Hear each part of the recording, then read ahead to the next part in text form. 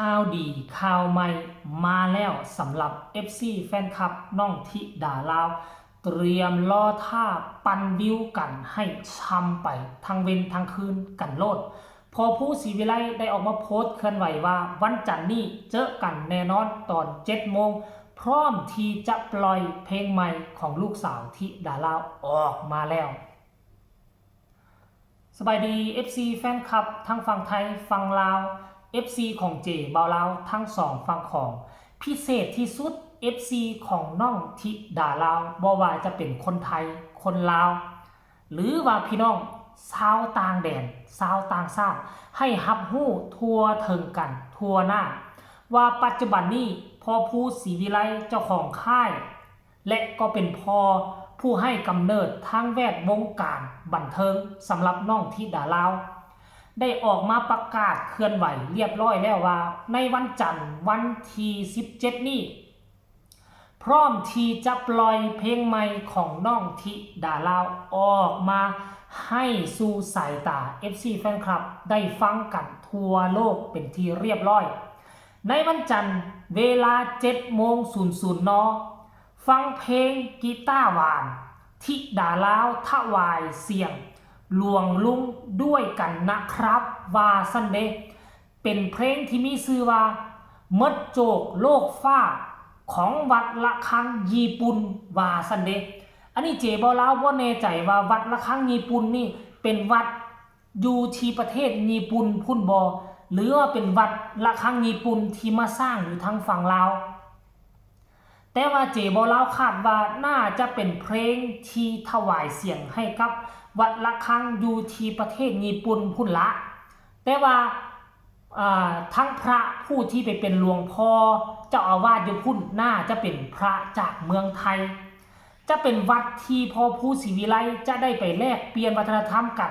อยู่ที่ญี่ปุ่นนั่นหรือบออันนี้เจบอลาวบ่ทราบ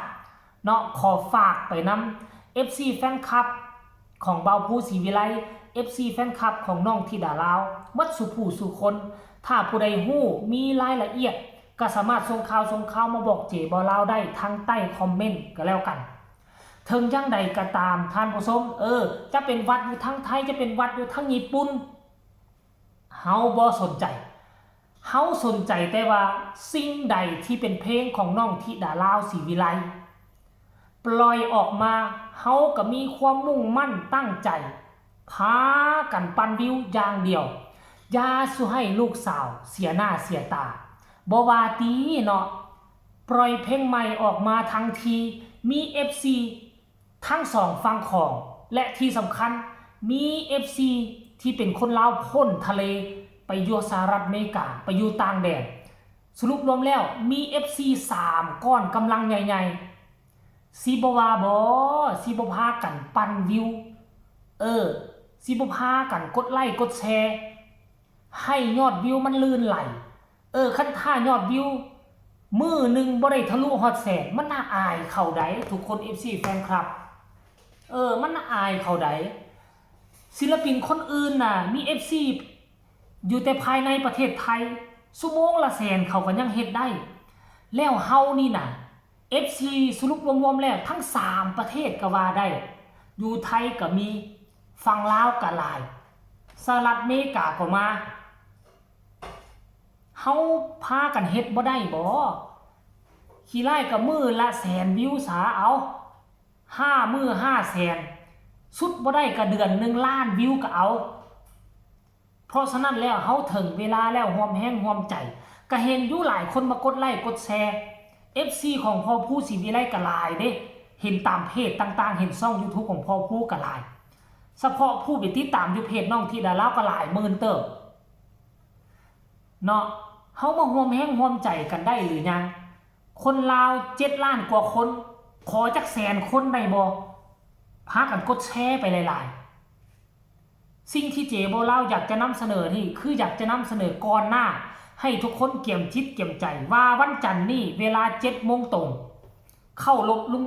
บทุ่งซากสาลาวตั้งแต่ได้มายามใดก็แม่นเพลงของน้องธิดาลาวก็จะปล่อยยามนั่นแหละผู้ใดเป็นคนลาวบ่ว่าจะเป็นคนลาวอยู่ในไทยอยู่ในลาวอยู่ในต่างประเทศเห็นคลิปนี้แล้วให้ทุกคน เนาะขอความเมตตากรุณาทุกคนช่วยกันแชร์คลิปเจบ่ลาวไปแน่แชร์คลิปเจบ่ลาวไปแต่แชร์คลิปเจบ่ลาวบ่ได้ให้ทุกคนมาสนับสนุนซัพพอร์ตค่อยดอกเป็นการสนับสนุนซัพพอร์ตน้องธิดาลาวนั่นเองแชร์ไปหลายๆให้คนลาวทุกชนชั้นได้รับได้ฮู้ว่าวันจันทร์นี้ธิดาลาวจะปล่อยเพลงใหม่เป็นเพลงถวายเสียงให้กับวัดละฆังญี่ปุ่นวันจันทร์นี้เบิ่งโมงไว้ให้ดีกินข้าวกินน้ำปึ๊บกำลังจะไปเวียกไปการไปงานยุดสากลบ่ต้องไปเวียกนะรอท่าเบิ่งเพลงฟังเพลงรอท่าแชร์เพลงของน้องธิดาลาวสากลฟังจักเพลงนี่ก็สิประมาณ 3-4 นาทีพวกเจ้าฟังจัก 2-3 รอบ7 โมงครึ่งแล้วพวกเจ้าจึงไปเวียกไปการไปงานก็ได้อยู่ทั้งฝั่งลาวเฮาเข้าเวียกเข้าการเข้างานใน8 โมงแม่นบ่บางบ่อนก็8 โมงครึ่งเพราะฉะนั้นพวกเจ้ามีเวลาญาติเวลาพวกเจ้าจัก30 นาทีพากันมาฟังพากันมาปั่นยอดวิวให้เพลงน้องธิดาลาวสากลแล้วค่อยไปเวียกไปการไปงานคันดีแท้น่ะลาไปโลดอย่าสู้ไปมื้อนั้นน่ะวันจันทร์นี่ลาไปโลดพากันลาการลางานอยู่เฮือนปั่นวิวเชื่อมต่อบลูทูธใส่กับลำโพงใหญ่ๆรถเครื่องเสียงใหญ่ๆซัดเอาตุ้มรถนะเหมยเดี๋ยวเจบ่ลาวสิเฮ็ดคลิปตอนปั่นวิวของน้องธิดาลาวว่ามันสิเป็นไปเป็นมาคือแนวใดเป็นการประลองก้อนกำลังว่า FC แฟนคลับของน้องธิดาลาวมีหลายเพียงใดเฮาจะได้รับได้ฮู้กันในวันจันทร์นี้ล่ะว่า FC แฟนคลับมาคอมเมนต์อยู่ช่องเจบ่ลาวมาคอมเมนต์อยู่ช่องพอผู้ศรีวิไลนี่น่ะ